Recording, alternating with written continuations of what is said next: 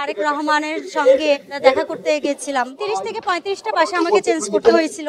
এক কাপড়ে কতদিন ছিলাম আমি নিজেও জানি না। কখন কি খেয়েছি, কিভাবে চলেছি, কষ্টের কথাগুলো আর বলতে চাচ্ছি না। দেশটা তোমার বাপে নাকি গানটা যখন লিখেন তখন আমরা এই গানটি করলাম স্টেজে। তো গানগুলো করার পর যেটা হয়েছিল, যেহেতু ফ্যাসিস্ট সরকার ওই সময় ক্ষমতায় ছিলেন, যার কারণে আমাদের একটু হুমকির মধ্যেই চলতে হয়েছে।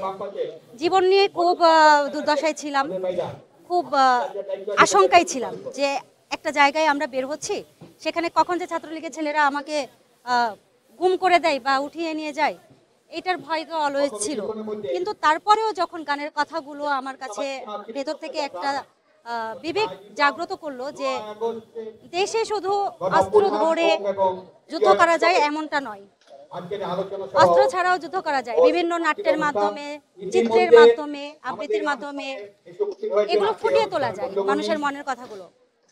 তখন আমার কাছে মনে হলো যে যদি কণ্ঠ দিয়েও যুদ্ধ করা যায় তাহলে আমি সেই যুদ্ধ করতে রাজি আছি।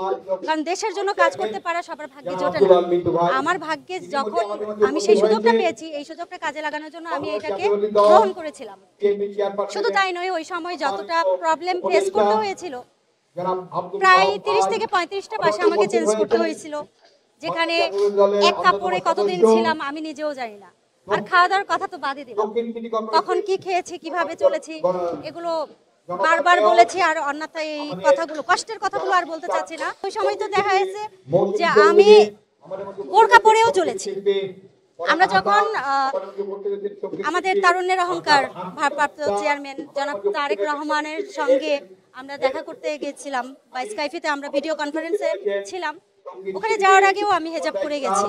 কারণ কখন কোথা থেকে একটা বিপদ ঘটে যাবে এটা বলা যাবে না, এই আশঙ্কাটা তো অলওয়েজ ছিল।